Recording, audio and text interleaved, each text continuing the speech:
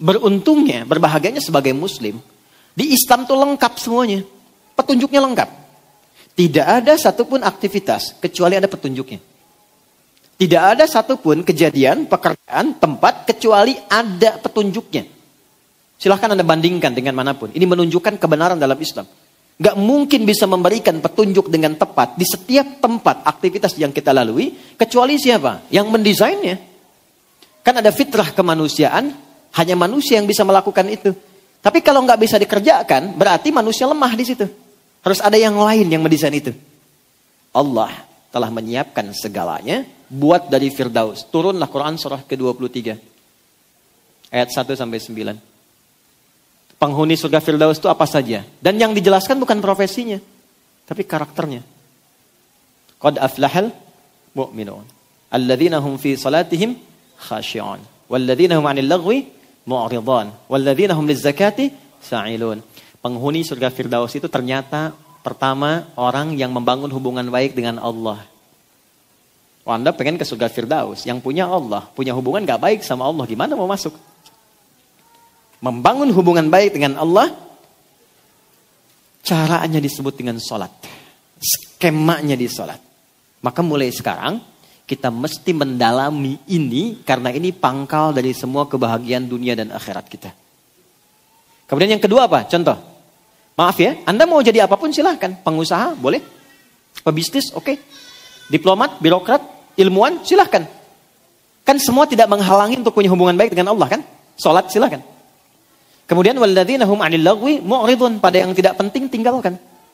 Obrolan yang tidak penting, hal yang tidak penting, yang gak bermanfaat. Itu ini, kalau pengen ke sini. Turunkan, sampai ke bawah. Nah, di antara latihannya lagi apa?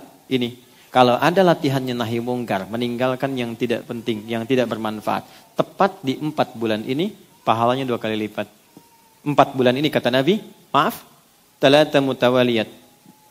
Isi waktu dengan benar selama 12 bulan. Jangan ada waktu yang kosong yang sia-sia, pesan Nabi. Siapkan visi sampai ke akhirat yang paling tinggi, sukses dunia, alam kubur baik, akhirat tenang. Latihan 4 bulan utama. Talata mutawaliyat, 3 berurutan. Bulan ke-11 Dzulqa'dah. Bulan ke-12 Dzulhijjah. Makanya orang haji banyak mengoreksi diri. Ketiga Al-Muharram, bulan pertama. Ingat, ada haram, ada muharram, ada al-muharram, itu beda. Muharram itu perbuatannya. Mencuri muharram. Hukumnya haram. Waktu meninggalkan hal yang dilarang al-muharram. Jelas? Oke. Satu lagi apa? Rajab. Wa Rajabun Mudhar syahrun baina Jumada wa Sya'ban. Bulan Rajab yang letaknya di antara bulan 6 dan bulan 8, Jumada dan Sya'ban. Sekarang kita berada di bulan itu, di pertengahannya. Kita ada di Rajab. Jadi Rajab itu, maaf, bulan evaluasi. Bulan mengoreksi diri, bulan muhasabah. Dan Quran itu kalau ngajak muhasabah, itu jangan tunjuk orang dulu. Ternyata tidak keluar. Ke dalam dulu konsepnya. Ke dalam. Maka kita mulai koreksi ke dalam dengan turunnya Quran surah ke-66 ayat yang ke-6. Kita bahas dari sini pembahasan utama kita. Nanti baru masuk ke materi yang saya akan buatkan kurikulumnya sampai akhir tahun ini. Jadi insya Allah pembelajaran kita akan tersambung, berkelanjutan, sampai dengan akhir tahun. Supaya Anda tahu kalau mau belajar di sini, dengan saya kajiannya apa gitu. Nanti saya akan berikan resumenya, supaya juga ada catatan yang bisa dibawa. Ya, selain nanti terdokumentasikan lewat video yang mungkin bisa diakses kembali. Baik, saya mulai teman-teman dengan Quran surah ke-66 ayat 6 dulu. Ini dasar pengantarnya hari ini, setelah itu masuk ke kurikulumnya. Quran surah 66 ayat yang ke-6. Sudah? Ya ayyuhalladzina amanu. Hai semua orang yang menyatakan telah beriman. Tuan-tuan ya. Kalau ada ayat Quran dibuka dengan kata ya di depannya. Disebutkan sebanyak 361 kali dalam Al-Quran. Artinya panggilan ini mencakup semua tanpa kecuali. Tak peduli sedang merasa lemah iman, futur, ataupun kuat iman. Ya, indikasinya iman itu begini standarnya. Lihat, bisa dicek di sholat. Ya, dari panggilannya saja. Subuh tadi jam berapa? 4:30 gampang ya. 4:35, oke kita ambil. 4:35. Ini nanti standar ngujinya ada di Quran surah keempat ayat 103. Di tafsir di Quran surah ke-8 ayat kedua. Ini cara ngujinya ini. Cara ngukur iman sedang kuat, standar atau tinggi. Inna salata kanat 'alal mu'minina kitaban mawquta. Quran surah keempat di akhir ayat 103. Orang beriman itu pasti tahu waktu sholat. Nah, nanti untuk ngecek imannya bagaimana? Quran surah 8 ayat 2. Innamal mu'minuna alladzina idza dzukirallahu wajilat qulubuhum. Insan beriman itu untuk mengecek ada sinyal iman atau tidak, kata Allah akan disebutkan nama Allah. Nanti ada konfirmasi di imannya, getaran. Nah, karena itu disebutkanlah dalam sehari nama Allah diperdengarkan ke telinga. Bahasa Arab telinga itu udhun. Jamaknya disebut adzan. Adzan itu dari kata udhun, artinya telinga. Kenapa adzan disebut adzan? Karena diperdengarkan langsung lafaz Allah pada orang-orang yang masih memiliki pendengaran, punya telinga. 5 kali dalam sehari untuk ngecek iman. Karena nanti ada yang paginya beriman, sorenya sudah lemah. Allahu Akbar, Allahu Akbar. Tuh. Jelas kan ya? Mas Cuping kalau lagi adzan kan, Allahu Akbar, Allahu Akbar. Tuh. Nanti kalau ada iman, getaran tuh ada. Terkonfirmasi, ya Allah sudah adzan. Nah, pernah dengar itu gak? Ya, adzan subuh 4:35. Allahu Akbar, Allahu Akbar. Bangun kita. Ya Allah, sudah adzan. Nah, itu punya iman, kualitasnya standar. Iman standar. Ya, pas dipanggil, pas respon. Ya kan? Anda kerja jam 7, datang ke kantor jam 7, standar kan? Tapi ada orang yang 4:35, jam 4 tuh sudah bangun, menjemput dan menunggu panggilan itu. Ya. Itu konfirmasi iman. Ya. Sebaliknya, jam 4 dipanggil, 4:35, baru sadar 5:34. Tuh. Atau bahkan gak ada respon, tapi penolakan. Allahu Akbar, Allahu Akbar. Suara apa sih ini? Kecilin toanya, kan? Nah, ini menunjukkan iman bermasalah. Jelas? Dan kita doakan. Begitu responnya. Quran mengajak mendoakan loh. Bukan mencela loh. Saya mencari ayat dari Al-Fatihah sampai An-Nas yang menunjukkan celaan. Gak saya temukan. Responnya indah. Nih ya. Fir'aun tuh. Fir'aunnya. Kebayang gak? Fir'aunnya. Hobi bunuh orang, ngaku Tuhan, tindakan zalim dan sebagainya. Tetap kalimatnya indah. Quran surah 20 ayat 43 sampai 44. Idhaba ila fir'auna innahu tagha faqula lahu qawlan layyina la'allahu yatadhakkaru aw yakhsha. Musa dan Harun pergilah kepada Fir'aun. Fir'aun itu bukan orangnya, tapi jabatan yang melekat kepadanya. Tuh lihat ya, ada orang salah menyalahgunakan wewenang jabatan. Oleh Allah dilarang mengeksplorasi dan mencela orangnya. Bukan namanya yang salah. Perilakunya yang keliru. Jangan karena perilaku salah Anda cela namanya. Karena boleh jadi ada orang dengan nama yang sama tidak berbuat demikian. Dan nama Fir'aun gak pernah diungkap di Quran. Siapa sesungguhnya? Jabatannya saja Faraoh. Bahasa Arabnya Fir'aun. Ya kan? Memberikan kesan bahwa di kemudian hari akan ditemukan potensi-potensi penyimpangan dari jabatan. Kalau ada yang demikian, engkau datang ingatkan. Bukan untuk menurunkan. Tapi mengingatkan supaya jabatan dikembalikan kepada relnya yang benar. Dan dengan apa? Qaulan layyina. Dengan yang lembut. Sentuh hatinya kata Allah. Ya, sentuhlah ia tepat di hatinya. Maka ia akan jadi milikmu untuk. Ya minimal dia sadar kata Allah itu. Sadar dia mengerti. Ya, balik sini. Nah ini iman standar, iman kuat, iman bagus. Salat. Balik teman-teman, kembalikan. Fokus baik-baik. Nah, di bulan Rajab ini bukan hanya sekedar salatnya yang penting. Tapi evaluasi dirinya dimulai dari apa? Dari panggilan iman. Ya ayyuhalladzina amanu. Hai semua yang punya iman. Mungkin saat diseru ini, bahkan di antara kita semua. Dan tidak perlu saling mengecilkan. Mungkin ukuran salatnya ada yang dari awal bangun. Ada yang nunggu azan. Ada yang sedang lemah iman. Ketika mau sholat, ketika tidak. Sayangnya Allah kepada kita. Allah gak bedakan di bulan ini. Panggil semua. Aku nggak peduli engkau memvonis dirimu lemah iman, datang padaku, aku kuatkan imanmu. Aku nggak peduli engkau banyak maksiat, datang taubat, aku cintai engkau. Itu jelas loh ayatnya, hadisnya. Maka dimulai dari apa? Semua yang punya iman, qu anfusakum wa ahlikum nar. Perbaiki diri dan keluargamu. Diri plus keluarga. Jadi bulan ini adalah bulan evaluasi, bulan duduk bersama, bulan untuk mengoreksi diri, introspeksi, dan bulan untuk mendudukkan keluarga menjadi keluarga yang ideal dan baik. Pertanyaan saya, pernah nggak duduk bersama keluarga untuk sama-sama saling menilai, mengoreksi, meluruskan, membangun visi yang baik lagi? Nah, ini momentumnya. Tolong tunjukkan pada saya, di buku mana Anda temukan, memberikan kesempatan waktu yang rinci, detil dengan petunjuknya, membagi waktu yang menerangkan kita menjadi pribadi baik, plus juga membawa keluarga pada kebaikan. Tunjukkan pada saya. Anda nggak akan temukan. Yang ada cuma konsep-konsep yang pandangan parsial sifatnya. Belum tentu bagi si B baik, bagi si A mungkin. Tapi Allah membawa kita pada suasana yang indah. Hei, kamu mungkin sebagai pribadi unggul. Coba lihat keluargamu. Kamu mungkin champion di perusahaan. Di rumah gak ada kebahagiaan.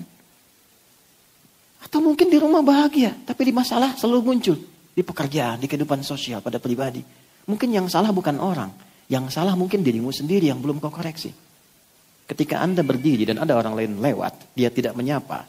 Yang salah bukan dia yang tidak menyapa. Yang salah Anda yang menyimpulkan dia sombong. Boleh jadi dia sedang buru-buru, dia sedang sakit gigi, gak bisa nyapa. Kan demikian. Tapi karena kesimpulannya yang hadir dari pribadinya bahwa dia tidak menyapa, dia sombong, jadilah kemudian bahan-bahan perselisihan. Maka coba dudukkan dirimu, kata Allah. Dan ajak keluargamu. Nah, ini yang coba kita akan turunkan pelan-pelan. Bagaimana konsep muhasabah diri yang baik, plus menyertakan keluarga di dalamnya. Dari segi waktunya, sampai detil pelaksanaannya. Kita mulai dengan Quran, surah ke-51 ayat 18. Keutamaannya ditemukan, keutamaannya ada di Quran surah ketiga ayat 17. Wah, ini musyawarah sesungguhnya nih, sakinah, mawaddah dan rahmah. Ya bukan cuma istrinya namanya sakinah, ya kan? Anaknya namanya mawaddah, adiknya namanya rahmah, bukan itu juga. Ya kalau kita nggak terapkan ini, belum tentu tenang di rumah tangga. Ibu pilih mana? Kaya tapi gelisah atau miskin tapi tenang? Kaya tapi tenang. Tenang ya. Oke. Yuk kita mulai. Bismillahirrahmanirrahim. Tolong diingatkan kalau sudah 11:04 ya. Karena saya nggak pakai jam. Bismillahirrahmanirrahim. Wabil ashari hum yastaghfirun. Quran surah 51 ayat 18. Paling kanan di pertengahan mushaf standar. Kalau mau lebih hebat, lebih dahsyat, ini langsung dari Allah ya. Kita bisa turunkan keluarga ideal menurut Quran sampai disebut penghuni surga yang sedang beraktivitas di bumi. Calon penghuni taman surga yang sedang beraktivitas di bumi. Dari ayat 15-nya, Quran surah 51 dari ayat 15. Dimulai dari situ dulu. Innal muttaqina fi jannati wa 'uyun. Inna, kalau ada ayat dibuka dengan inna, itu fungsinya meyakinkan. Jangan ragu. Menancapkan kuat pada hati, jangan goyah. Bahasa Arabnya, harfun nasbin wa taukidin tansibul isma wa tarfa'ul khabara mabniyun 'alal fathi la mahalla lahu minal i'rabi. Paham? Tidak. Singkatnya, huruf untuk meyakinkan dengan kuat supaya nggak ragu. Innal muttaqina, yakinkan pada dirimu, jangan ragu. Ada golongan orang-orang takwa yang akan aku tempatkan di taman surga. Allahu Akbar. Kan kalau ada komplek yang indah tamannya kan ya? Dekat taman kan enak ya? Nah, siapa mereka itu? Akhidhina ma atahum rabbuhum innahum kanu qabla dzalika muhsinin. Mereka mendapatkan apa yang telah dijanjikan oleh Allah. Jadi ini ada perjanjian, ada komitmen. Allah ngasih gambaran, kalau engkau kerjakan ini, nanti saat pulang aku berikan ini. Terus dia mengambil itu, dia komitmen. Dia yakin dengan janji Allah, lalu ketika pulang, Allah berikan, Allah wujudkan itu. Akhidina ma'atahum rabbuhum. Allah berikan apa yang telah dijanjikan kepada mereka. Perhatikan ya, ayat ini bentuknya selalu jamak. Kalau jamak 1 atau 2? Banyak atau sedikit? Banyak. Kalau kita tarik ke keluarga, perhatikan. Allah menginginkan dalam kehidupan dulu, tarik dulu ke internal. Allah menginginkan yang ke surga itu bukan cuman ayahnya saja. Bukan cuman istrinya saja. Tapi Allah katakan, hei, jadikan kehidupan ideal di keluargamu, masuk surga sama-sama.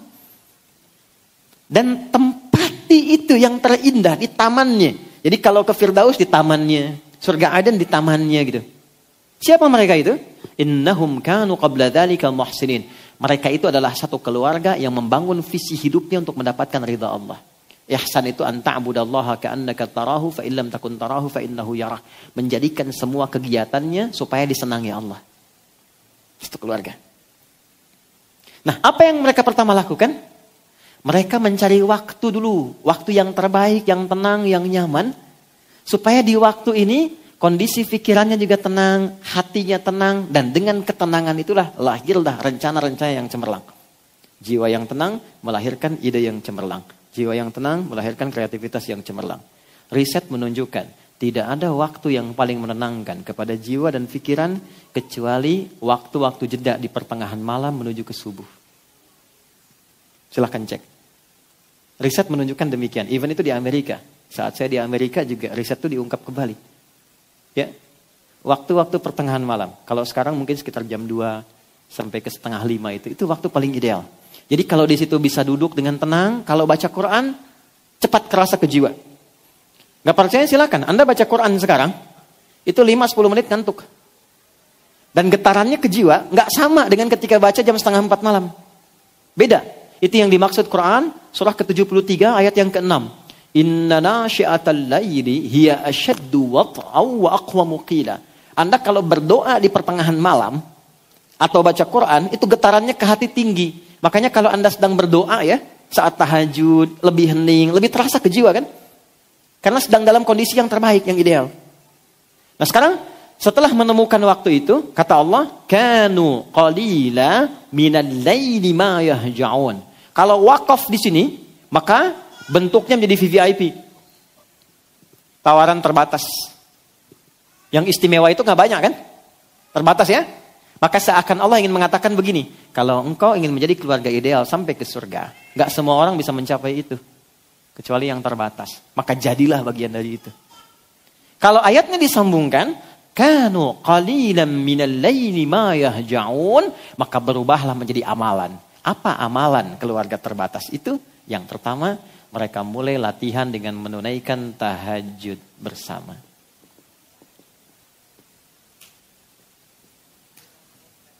Quran surah ke-51 ayat 15 sampai ayat 18. Sekarang saya masih di ayat ke-17. Sudah? Pelan-pelan ya. Oke, sekarang gini. Saya bikin gambaran waktu dulu. Pelan-pelan. Oke, teman-teman kita langsung praktek ya. Subuh jam 4.35. Fokus. Waktu ideal tadi kurang lebih dari jam 2 atau jam 3 lah. Kita ambil di ujung malamnya. Sepertiga malam. Ambil jam 3 aja. Pelan-pelan ya. Isya jam berapa? Oke. Ambil kita genapkan 19.30 misal. Dari Isya sampai ke sini. Ini lail namanya. Lail, al-lail. Oke? Dari Isya nih sampai ke sini lail namanya.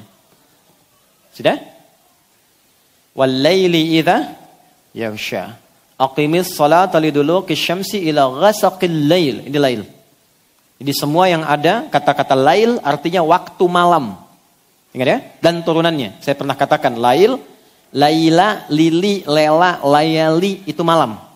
Ya, Ibu Leli, Ibu Alam tuh. Lail. Fokus. Sampai sini, ini ujung malam, sepertiga malam. Tahan dulu ya, ini penting.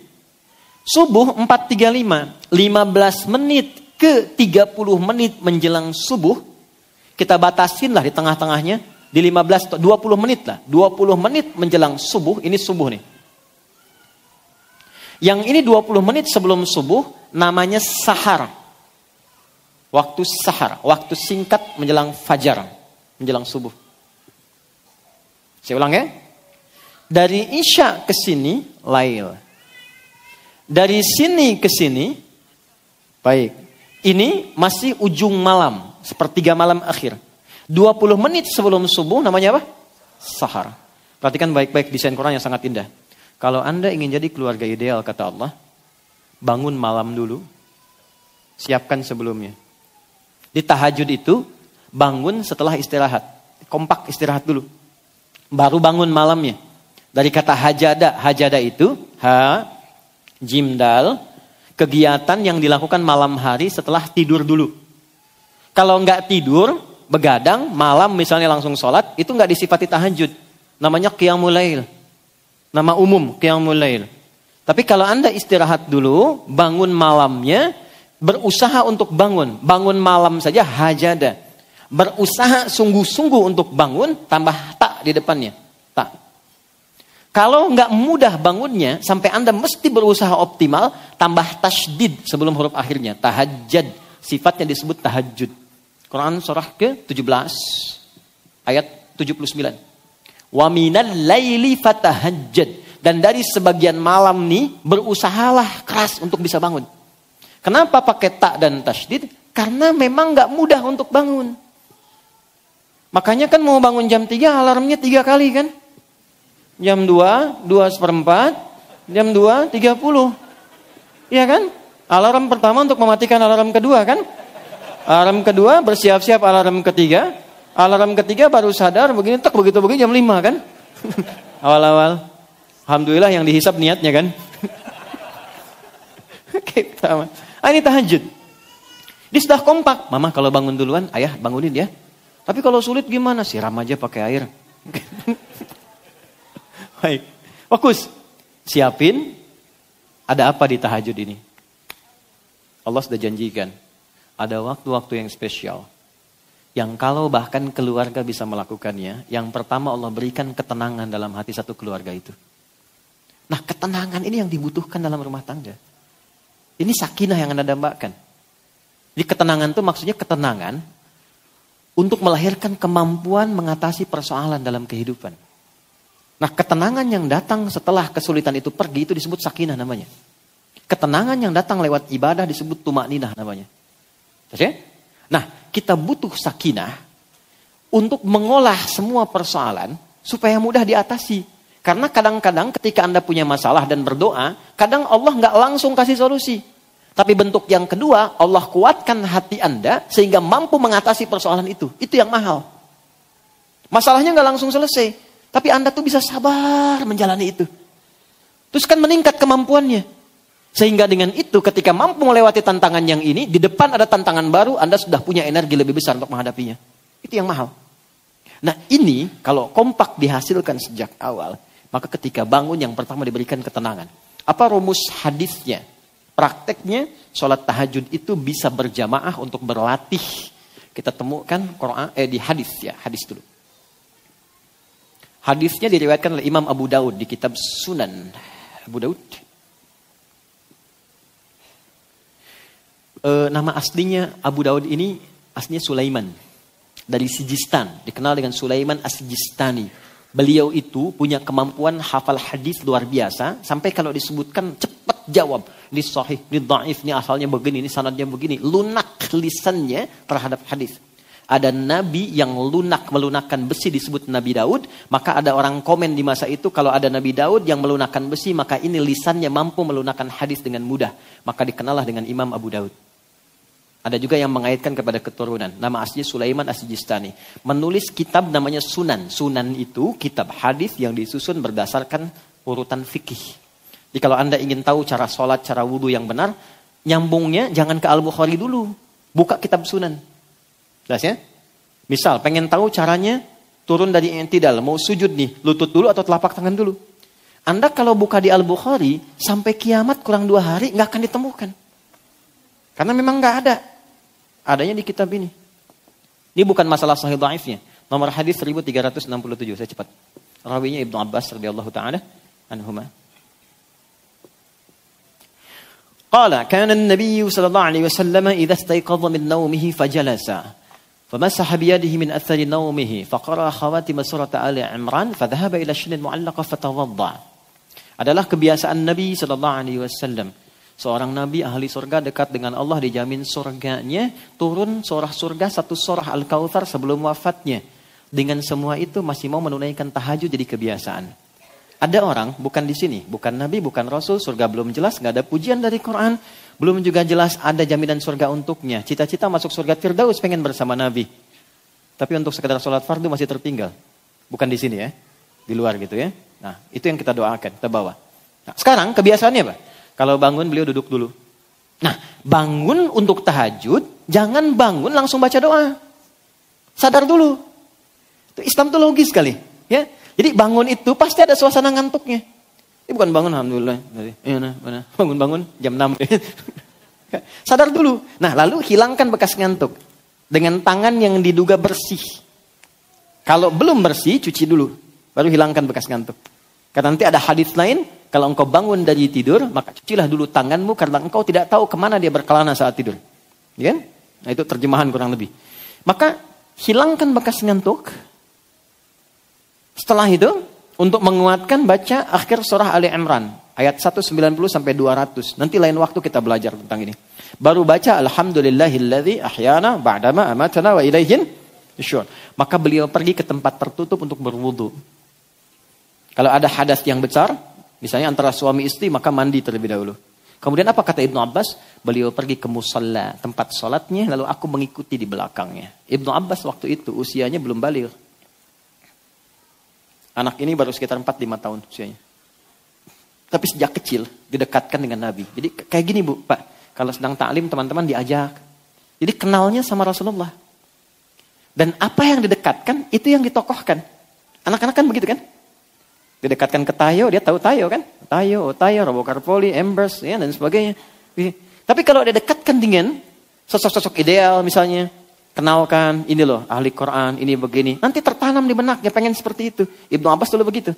Jadi hadis tentang bangun tidur diriwayatkan oleh anak kecil usia kurang lebih 4-5 tahun. Lalu ngikut Nabi di belakang, sholat di belakang Nabi. Nabi sholat, ikut di belakang. Karena tahu ada anak kecil di belakang, fikih.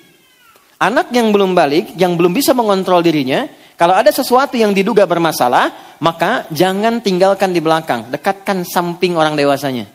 Maka dibuatlah baris sejajar. Gitu. Gitu ya. Itu sampai sebegitu detailnya tuh di Quran. Ya, di hadis Nabi contohkan.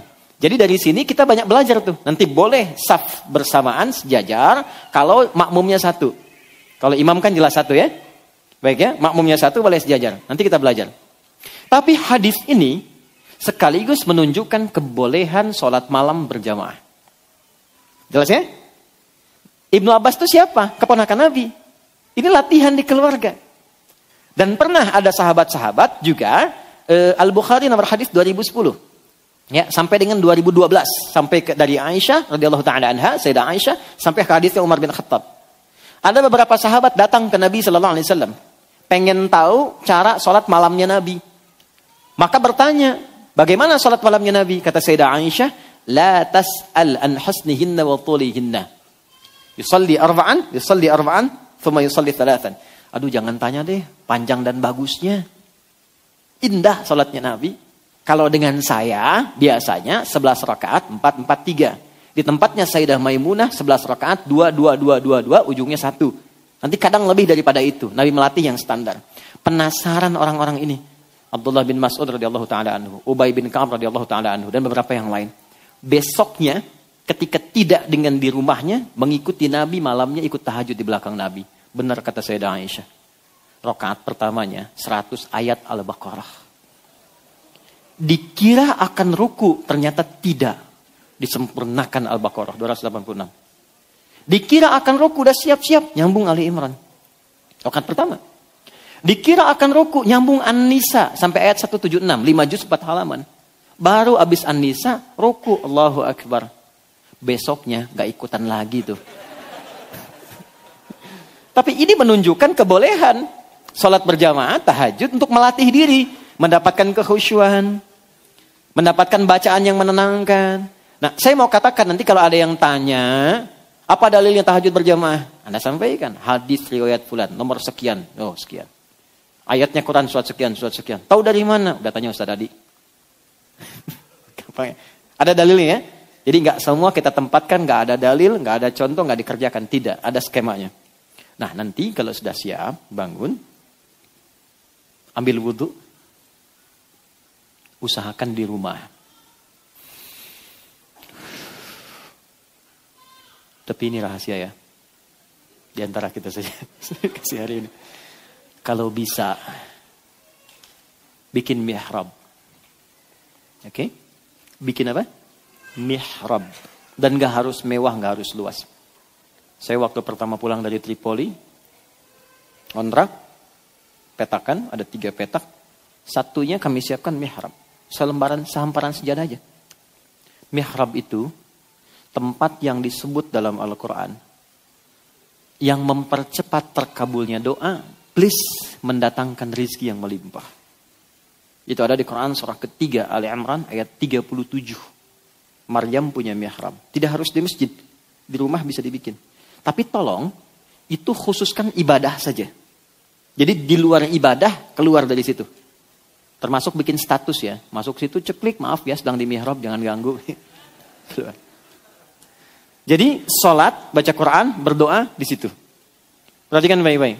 Kalau punya agak luas tempatnya, siapkan malam bangun. Buka dengan sholat dulu. Antum latihan teman-teman, yang ikhwan. Kan imamnya antum. Imamnya kan antum. Masa anak Anda sekarang sudah mulai membaca, menghafal? Ya kan? Bapaknya juga semangat. Di sekolah kami, tidak ada anak masuk sekolah kami, kecuali ibunya juga mesti ikut. Perjanjian di awal. Anaknya belajar, ibunya belajar. Di anaknya tahsin, ibunya tahsin. Jadi pulang dari sekolah, anak setoran ke ibunya, ibunya pun sudah satu level. Nah antum naikkan yang laki-laki karena antum imamnya. Gak apa-apa. Mulai dari yang rendah, jangan panjang-panjang dulu. Yang disukai justru kata Quran, faqra'u ma tayassara minal Quran. Yang ringan dulu, yang penting nyaman tahajudnya. Antum hari ini wajahnya very very cool gitu kan? Ya, cari yang cool-cool dulu. Qul huwallah, qul a'udzu birabbil falaq, qul a'udzu birabbin nas. Enggak apa-apa, enggak apa-apa. Ya. Sampai anak merasa di belakang, "Pah, naikin dong." Oh, besok ad-duha, besok lagi al-insyirah. Kalau bisa sambil dibacain tuh nanti. Jadi sebelum tidur bacain sebelum tidur. Ini surat ini berkisah tentang ini. Ceritain, yang pendek aja dulu. Nanti malamnya dibaca. Jadi anak itu mendapatkan bacaan plus maknanya. Nah, setelah mendapatkan ketenangan, maaf ya, jangan ngambil yang ideal dulu, 11 misalnya. Capean nanti. 3 rakaat aja dulu. Dan bangunnya, gak usah terlalu jauh ke subuh. Kalau subuh 4.35, mulai sholat tuh jam 4 aja dulu. Nanti berhenti di jam 4 misalnya, lewat 20. Ya, ada 15 menit tersisa. Supaya gak terlalu jauh dengan subuh. Bangun jam 2, sholat jam 3, tidur lagi setengah 4, bangun jam 6. Ideal. Pepetin dulu ke subuh. Jurusnya tuh pepetin ke subuh. Supaya saat bangun, gak terlalu jauh ke subuh jaraknya. Begitu sudah mendapatkan kenikmatan dalam sholat, jiwanya tenang. Ini yang saya maksudkan. Kita cepat, masuklah ke sini sahar. Apa yang dikerjakan di sahar ini? Yuk baca ayatnya, ayat 18. Quran surah 51, ayat 18. Wabil ashari hum yastaghfirun. Ada ayatnya? Oke ya, Quran surah 51 ayat 18. Wabil ashari hum yastaghfirun. Dan ketika masuk di waktu sahar, hum itu artinya mereka. Kalau mereka banyak kan? Kita bawa ke keluarga definisinya. Dan ketika masuk waktu sahar, keluarga itu kompak yastaghfirun, mengoreksi diri, bermuhasabah, bermohon kebaikan kepada Allah. Caranya bagaimana? Tuh.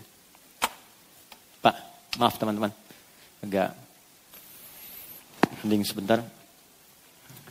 Karena nggak mudah ini, butuh ketenangan, kesungguhan, ketulusan. Setiap personalnya membuka diri. Suami, istri, anak-anak, siapa duduk? Mulai dari ayahnya. Ma, mohon maaf selama ini mungkin belum menjadi ayah yang baik. Tidak seperti mungkin yang penuh kau harapkan. Anak-anak papa mohon maaf. Mungkin dibalik kesibukan belum membersamai. Banyak hal-hal yang kalian inginkan belum papa penuhi. Belum mampu membuat kalian dekat dengan Allah secara baik. Setelah itu, alihkan kepada Allah. Ya Allah, ampuni saya ya Allah.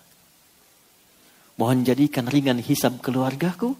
Dan jangan jadikan ya Allah, maksiat yang aku kerjakan menular kepada keluargaku. Ampuni aku yang mungkin karena salahku istriku banyak berbuat maksiat. Ampuni yang mungkin karena salahku anak-anak jauh ya Allah. Anak-anakku jauh darimu. Mintakan ampunan kepada Allah dalam suasana waktu itu. Demi Allah beda dengan sekarang. Di waktu itu ketika Anda ucapkan demikian terbuka kepada keluarga. Dan mohon petunjuk kepada Allah. Datanglah sakinah di situ. Dan pada saat yang bersamaan datang rahmat. Lalu istri menyusul. Pak, mama juga minta maaf. Selama ini banyak berbuat salah. Banyak berbuat hal yang tidak penting dalam hidup. Anak-anak mama mohon maaf. Yang paling indah itu ketika anak Anda mengatakan. Bahkan sekecil apa. Mohon maafkan Nanda selama ini kurang baik sama mama dan papa.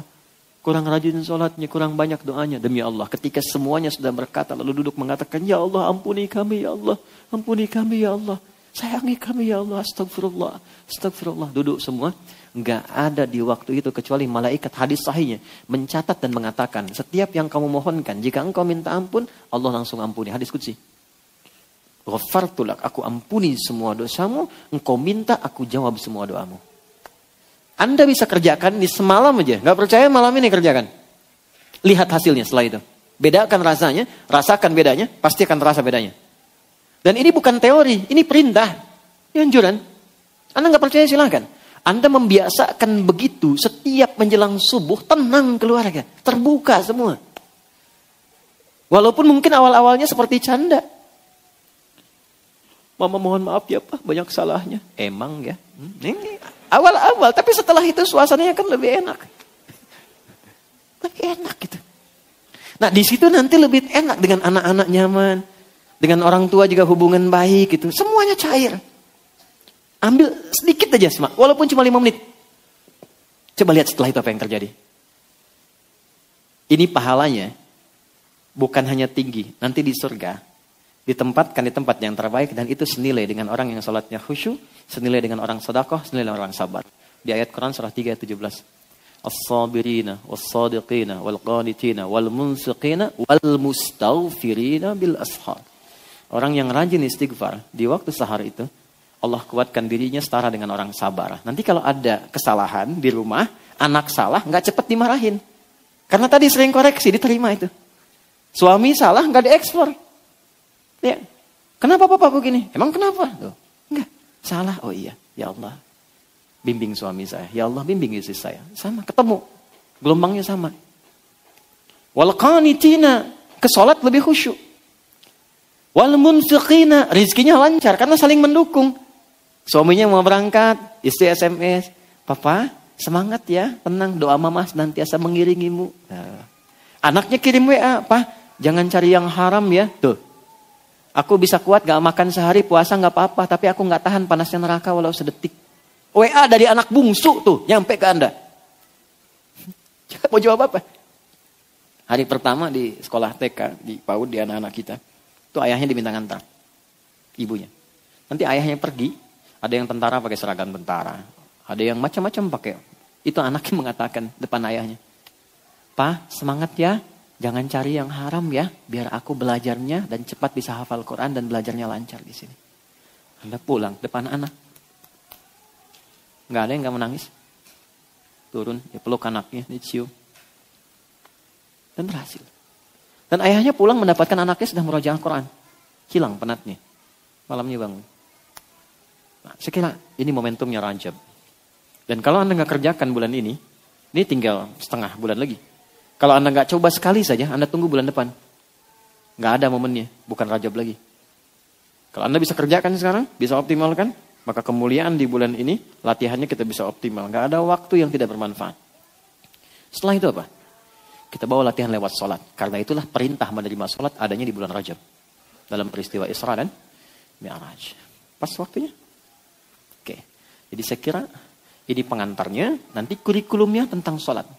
Karena sholat bukan sekadar di Rajab, tapi sholat di setiap waktu. Nah, informasi untuk teman-teman kita semua, materi untuk ke depan, saya insya Allah akan buatkan kurikulum khusus tentang sholat. Pembahasannya di insya Allah semua aspek. Dari bacaan, gerakan, dari mulai nama, kenapa namanya ini, kenapa gerakannya begini, kenapa tangannya di sini, kenapa nggak begini, kenapa rukunya lurus, apa maknanya Allahu Akbar, kenapa nggak baca Allahu Rahman. Kita akan belajar pelan-pelan ya sampai ke ujungnya. Saya buat kurikulum setahun dulu, karena materi ini untuk 3 tahun. Ya, satu persatu sampai dengan ke ujungnya. Jelas insya Allah? Paham ya?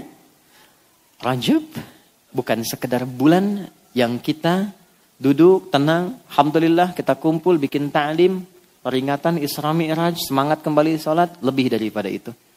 Rajab bisa jadi bulan prospeksi, bisa jadi bulan untuk keluarga, tapi Rajab adalah bulan menata diri sehingga menjadi pribadi yang lebih baik dan keluarga yang ideal ke depan.